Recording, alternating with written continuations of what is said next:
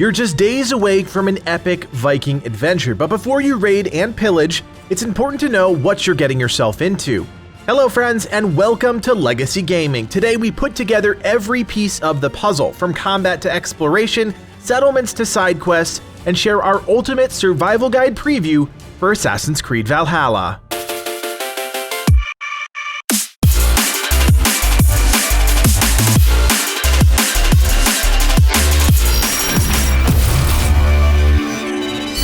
As far as historical peoples go, Vikings are about as badass as you get. On one hand, you have brilliant traders that manage to grow their wealth exponentially and expand trade well beyond their borders. On the other, you have deadly warriors that mastered the seas and perfected the art of pillaging, and it's the latter that cemented their legacy in history. In Assassin's Creed Valhalla, we'll experience the Viking Expansion into England, a parallel historical experience rooted in truth. But as always, the Ubisoft team will take some liberties to deliver a compelling, yet not entirely factual, adventure. The story in Valhalla is centered around Eivor. Orphaned at a young age, the game's main character is raised by King Styrbjorn and rises to lead a Viking clan. Valhalla takes place during the 9th century, around the start of the Viking era. Plagued by war and dwindling resources, Eivor must lead the Norsemen across the North Sea and fight to establish a settlement in England. Both Norway and England have been confirmed as explorable locations, as well as a few other areas still being kept secret by the Ubisoft team. Although a large portion of the player experience will take place in England, returning to Norway seems to be an important part of Valhalla. While England isn't necessarily big, our adventures in Valhalla will be expansive, and it's been confirmed that the map and file size will be roughly the same as Odyssey. England is broken into 4 major territories: Wessex, Mercia, Northumbria, and East Anglia. Reaching England isn't the hard part, but to establish a new home for your clan, well, that will take a bit of work. England is broken into 4 major territories, with lesser lords and other hostile Viking clans presenting you with a number of challenges along the way. Historical figures like King Alfred of Wessex play a major part in the Valhalla story, and much like the previous games, these larger-than-life personalities will drive the story forward. If you haven't done your homework on Viking lore, now would be a good time to brush up, since the Viking era wasn't particularly long, but it was memorable. Eventually, you'll be able to lay down roots, and your settlement will act as a main story hub as you push further into the game. The more you build, the more opportunities you have, and with each expansion comes new villagers, some presenting you with new challenges and opportunities. This is the first time a town building feature is coming to Assassin's Creed, and from what we've seen so far, it's one of the most important elements of the game. With each expansion of your settlement comes access to new features, both big and small, including cosmetic enhancements for Eivor, side quests, and opportunities to recruit and train Viking warriors. Think of your settlement as a hub, but it's the rest of England that's the real prize. You'll interact with an alliance map to view England at a glance. Various regions look to be level-gated, forcing Eivor to follow more or less a singular path through the main story content, but rest assured there is plenty to see and do that will take you off the beaten path. Pagan sites are just one example of other content that can be explored while adventuring. These sites offer unique rewards, and almost all of them directly lead to character progression. Leveling up means getting access to new areas of England, and thus new challenges, some of which will end in bloody conflict. Traversing such a big world will take time, but luckily, you'll have multiple ways to get around in Valhalla. Your horse will carry you across the countryside, but unlike previous games, there will be a stamina component to this method of transportation. Now, horses are nice, but what's a Viking without a longship? From what I can tell, longships are going to be wildly important to the core Valhalla experience. You can use your longship to travel through the rivers and canals that cut through the rolling English countryside. Like the Vikings of Legends, longships will carry you and your warriors into battle as you raid and pillage villages along the shoreline. Anything that you can see can be raided, and these raids will be crucial to finding wealth, which can be used to upgrade your settlement. Wealth will be hidden all around England, and it'll take more than an adept fighter to find it all. Puzzles return to Assassin's Creed, and this time the team promises more than ever before. Not all will be in-depth, complex, multi-layer challenges, but there will be enough to keep treasure hunters happy. While exploring, you'll also have to hunt and forage to restore life and fortify your gear. We're not exactly sure how deep this system goes, but we've seen examples of both hunting and fishing. If you know your history, you'd know that Vikings were also incredible farmers, so I wouldn't be surprised if foraging for fruits and berries, or even some basic farming were implemented into the game. There's no doubt the world of Valhalla looks to immerse players in one of the most fascinating sagas in history, but this is just the beginning. The foundation is set, and now with a basic understanding of the world, we're ready to set sail for a new adventure. In Assassin's Creed Valhalla, you'll play as Eivor, a confident Viking clan leader tasked with leading the Norse people to England to settle new lands. Although you can play as either a male or female Eivor, it's important to know that this character is a work of fiction, and there are no historical records that show of any Viking clan leader named Eivor. Interestingly enough, Eivor is a rather common female name given in Nordic countries, but the root of the word is largely unknown. One of the good things about a character not tied to any reality is that it gives the Ubisoft team the flexibility to make the main character what they want, whether it be rooted in reality or fantasy. Although a Viking clan leader when we start Valhalla, Eivor's upbringing wasn't exactly easy. We learn that both of Eivor's parents have died and that our hero was adopted by King Styrbjorn of Forburg. The king's son Sigurd is one of the most notable characters we'll meet in Valhalla, and the reason our hero Eivor acquires the Hidden Blade. Sigurd is tasked with raiding lands east of England, which leads him to Constantinople and the Hidden Ones, the ancient order of assassins established in Assassin's Creed Origins. Sigurd brings one of these Hidden Ones, an assassin named Basim, back to Norway where he explains the Templar threat to Eivor, thus setting up the Assassin's Creed story we've come to know and love with each of the games. Basim is instrumental in convincing the Norsemen to leave Norway and set sail for England. It's still unclear how often Basim appears in Valhalla, if he's a character present throughout the game or just a catalyst at the start of our adventures. But it's clear in the trailers and from the gameplay we've seen that the Hidden One's influence reaches Eivor. As we shift our focus to England, it's important to understand that the Viking raids of the 9th century were largely rooted in truth. On June 8, 793, Vikings attacked the Abbey of Lindisfarne, a small island on the northeast coast of England. This was not a peaceful time in this part of the world, and tension and bloodshed were all too common during the Viking Age. At the time, England was not a unified country, and there were many lesser lords that fought for control over small portions of land. If you've checked out any of the trailers, you've already been introduced to Alfred the Great, King of Wessex. This is one of the most historically significant characters in Assassin's Creed Valhalla, and although he's portrayed as this evil antagonist, a deep dive into who he really was shows something quite different. Nonetheless, as Eivor and the Vikings expand into southern England, Alfred will be the one on the other side of the battlefield waiting to cut us down. It's true that Alfred the Great did repel a number of Viking invasions throughout history, but at the end of this bloody period, he also established Danelaw, a treaty finally creating some semblance of peace across England. I'm excited to see if this character that's been touted as an ultimate evil will follow his historical arc, or if things will start to go off the rails in order to create a better game. Alfred may be a larger-than-life figure, but his control over England isn't that great. Wessex, the southernmost region of England, is powerful, but relatively small, and with 3 other regions to explore, there is no telling the other historical figures will meet along the way. Like all Assassin's Creed games, story elements will happen in lengthy arcs. We'll be introduced to new characters, and events will happen in parallel as relationships progress. As we begin to set down roots on the eastern side of England, we'll meet Oswald of East Anglia, one of the first major alliance characters we'll work to sway. What's so interesting about Oswald is that he's a real historical figure, but there is no evidence to support his rule of East Anglia. In fact, the only record of Oswald is on coins from the 9th century. This lack of information allows the Ubisoft team to make Oswald what they want, and during one of the first major story arcs, we'll fight to free Oswald from Rued, a Viking leader entrenched in the region. Conflicts in England aren't just Viking versus Anglo-Saxon. It's a complex web of alliances and allegiances, and we'll have to work through them all to establish a permanent settlement. Rued is a perfect example of the more stereotypical Viking filled with malice and bloodthirst, and I think the Ubisoft team uses him to draw a line and show that the Viking experience was truly multi-layered. The story between Eivor, Oswald, and Rued is just one small fraction of a much larger game, but it does lay the foundation for our adventures moving forward.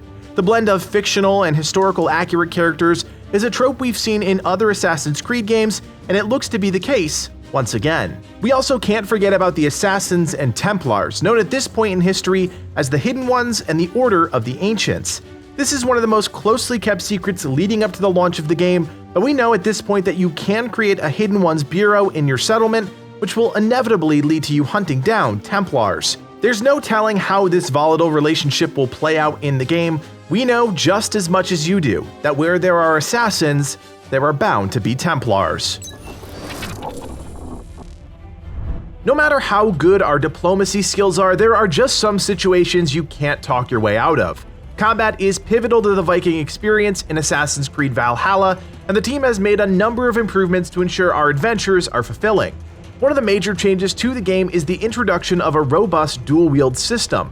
For the first time in the series, every one-handed weapon can be wielded in either the main hand or the offhand. This includes things like swords, axes, flails, and yes, even shields.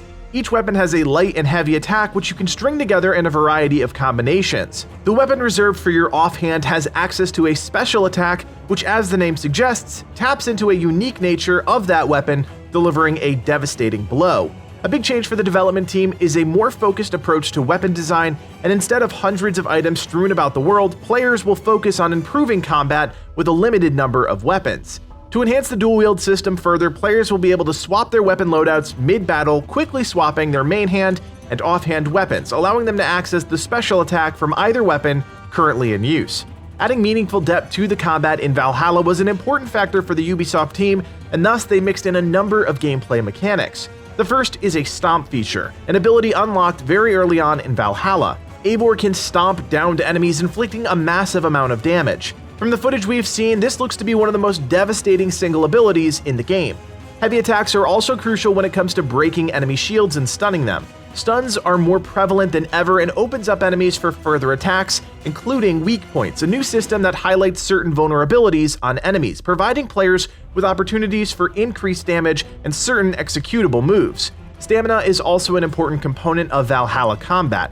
Heavy and special attacks, along with dodging, all require stamina, but light or basic attacks restore stamina, which ensures combat is always fast-paced. In my opinion, this is a really smart decision, as it allows players to keep their momentum and gives Assassin's Creed that arcade-style combat that so many people find accessible. Valhalla combat is all about flow and staying engaged with the fight, and dodging is actually a big part of that experience. Almost every attack can be cancelled with a dodge, which allows players to avoid incoming enemy attacks and string together new offensive abilities without feeling weighed down.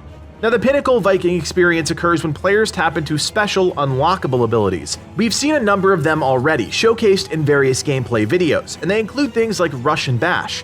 When activated, Eivor charges forward, grabbing an enemy in front of him or her, and slams them into any environmental object along the way. Other abilities like Throwing Axe Fury unleashes a barrage of ranged projectiles. Finally, in what is probably the flashiest special we've seen thus far, Dive of the Valkyrie launches Eivor into the air as he or she comes hurtling towards the ground, dealing damage and knocking enemies back. These special abilities can be triggered using Adrenaline, a separate resource independent of stamina that acts in very much the same way.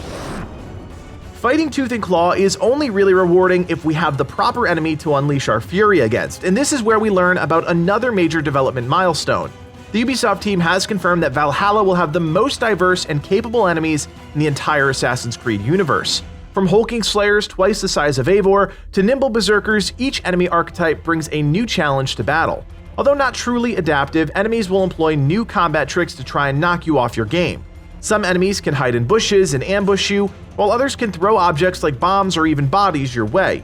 The team has also hinted that synchronized attacks will be utilized by groups of enemies. Learning how to fight each enemy is almost as important as the fighting itself, but no doubt, with time and repetition, players will be able to identify and dispatch targets with ease. Of course, there are also plenty of boss fights that will provide players with the ultimate combat challenge. We've seen enemies like Wield, a Viking warlord, attack players with massive two-handed weapons, as well as more mystical characters like Regan that tap into the more occult side of Viking lore. Whether it be to further the story or provide players with a fun additional challenge, there looks to be no shortage of these epic fights. Now, there is one thing we haven't discussed thus far with Valhalla, and that's stealth. Not often associated with the bold and brazen nature of the Vikings, stealth is still a major component of Assassin's Creed, although it is treated differently. The first major difference is the ability to toggle your hood on and off. Throughout England, there will be settlements that aren't outright confrontational, but distrusting of your presence. Walk into one of these locations without your hood on and the soldiers will recognize you and attack. However, if you put your hood on and blend in with the peasants, then you'll be able to navigate unseen. I realize this is actually kind of silly saying it out loud, but given that stealth wasn't historically something Vikings were known for, I think the Ubisoft team is hoping we give them a pass here. What really excites me about the stealth in Valhalla is the fact that most enemies, including bosses, can be killed via assassination, and after unlocking a special talent, you have the chance to take down high-value targets from the shadows. Taking down elite enemies isn't easy, and once you have the ability to do so, you still have to pass a skills check in the form of a timing-based minigame. Unlike quick-time events, this advanced assassination mechanic doesn't seem to detract from the overall experience. Players that fail the skill check will have to fight the enemies as normal, so unless you have insane timing, it's not an instant win feature. Although not exactly a stealth feature, Eivor will have access to a bird's eye view in the form of a raven named Sinan. Unlike previous Assassin's Creed games, you'll no longer be able to mark every enemy in an encampment, which will make sneaking around just a bit harder. Luckily, you can still mark one high-value target as well as track waypoints in unexplored areas, all from the sky. In the same vein, Eivor has access to Odin Vision, a feature any Assassin's Creed fan will recognize from previous installments in the series. This supernatural ability gives Eivor the gift of sight, allowing him or her to detect enemies through walls, track footprints, and identify interactable items. In combination with stealth, both Sinan and Odin Vision will be a massive part of the Subterfuge component in Assassin's Creed Valhalla. Now, there is no doubt that Assassin's Creed has pushed further and further into RPG territory with each new game. Origins was really the tipping point. With the launch of that game and doing away with the yearly model, the team completely revamped the way players experience an Assassin's Creed title. What they achieved was a more true-to-life RPG experience, similar to that of something like The Witcher 3. Valhalla looks to double down on these concepts once again, but at the center of it all is questing. The Vikings' legendary invasion of England was filled with colorful characters, and Ubisoft capitalizes on that facet of history. Major questlines, or territory arcs as they're referred to by the Ubisoft team, guide Eivor through various regions of England. Each territory has a feud or conflict that needs to be addressed, and along the way you'll meet and interact with a variety of other major characters. Each territory arc focuses on a central objective, but the long and winding path to complete that objective is often filled with complexities. In one of our first major story arcs, we have to deal with Rued, a Viking warlord that is at odds with Oswald of East Anglia, a would-be lord more aligned with our goals. As you'd imagine, combat and conversations are how we push the story forward, and the Ubisoft team has said that actions, more than ever, will have consequences in Valhalla. While the Assassin's Creed franchise has never fully explored a morality component in their games, it's something the team has brought up on multiple occasions, leading me to believe that it'll be more important than ever in this game. When it comes to Assassin's Creed, you better believe side quests are part of the equation, and once again, they're making a return in Valhalla in a big way. But unlike previous games, things are shaping up to be a bit different this time around. Because of the regionalization of England and the success of exploration mode in Assassin's Creed Odyssey, the team is taking another step forward with how they approach optional content in the game. Each region contains 3 categories of optional content: wealth, mysteries, and secrets, and thanks to the in-game map, players will be able to track their progress of each at a glance. Here's where things start to deviate from previous Assassin's Creed games. In the last video, we talked about Sinan, our Raven companion. Although we're no longer able to mark every enemy at an outpost or camp, Sinan provides us with another crucial function, helping us find optional objectives in the world. Once you've synchronized in a region or spoken to the right NPC, events will populate on your world map. Blue represents unresolved mysteries, and gold represents wealth opportunities. Gone are the days of oversaturated quest logs, and this time around, Ubisoft is hoping that a more natural side quest system will lead to a more organic gameplay experience. Now, to clarify, mysteries are similar to side quests. You'll have to resolve some sort of conflict, complete a task, or even react to a situation occurring out of nowhere. These more spontaneous mysteries are called world events, and they can happen at any time during your exploration. It's clear the developers are really trying to push away from our preconceived expectations of side quests, which should make for some interesting moments in the game. Wealth opportunities present themselves in multiple ways as well. Raiding small villages along the riverbank is a common way to find wealth, but there are also more puzzle-centric tasks that will have you using your Viking wit instead of your axe. Wealth presents itself in a variety of forms, including new gear or material that players can use to expand and upgrade their settlements.